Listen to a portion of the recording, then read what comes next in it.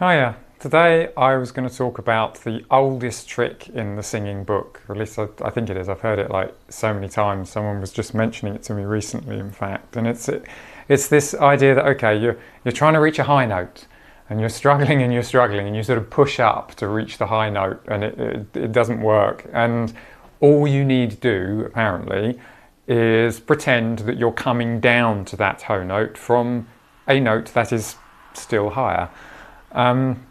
And this does actually work.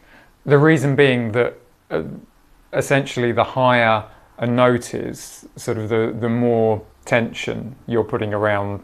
I use that word carefully because it doesn't have to feel tense, but you're exerting some effort upon your larynx with your muscles rather than just going, everything going slack for a really low note. And so if you push up towards a note, there's more chance that you're going to sort of grip and cause confusion with that. Whereas if actually you push up before you get to that note and then sort of relax into it from above, there's more chance you're going to get it right.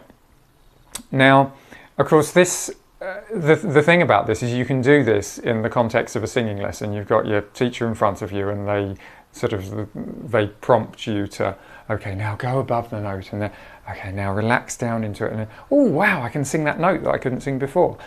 And it's because, or they'll give you a sequence of notes. That's the other way to do it, and they'll give you a note that's higher, and so the next note suddenly you can sing it because it's a bit lower, and that works. But then you pick up your guitar or you sit down at your piano and like, well, how do I actually apply this? What do I do with it? And it's really simple. There is a way to apply this, believe it or not. It's not just a completely useless trick. And I'll demonstrate it with a song that perhaps you might recognize.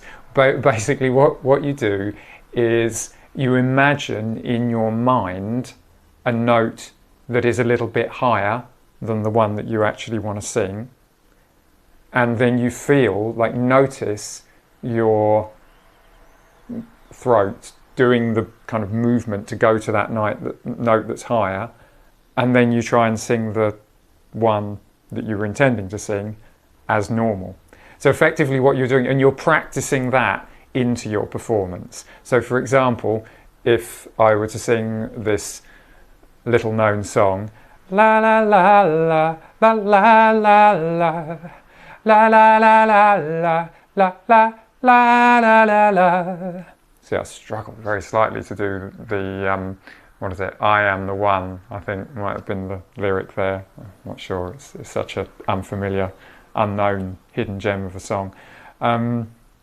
Instead of I am the one, you could sing in your head la la la,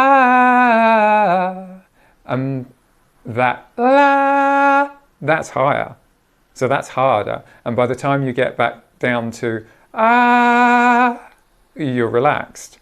So if you were to do that in your head, it would be da da da la la la la la la la la la la la ah.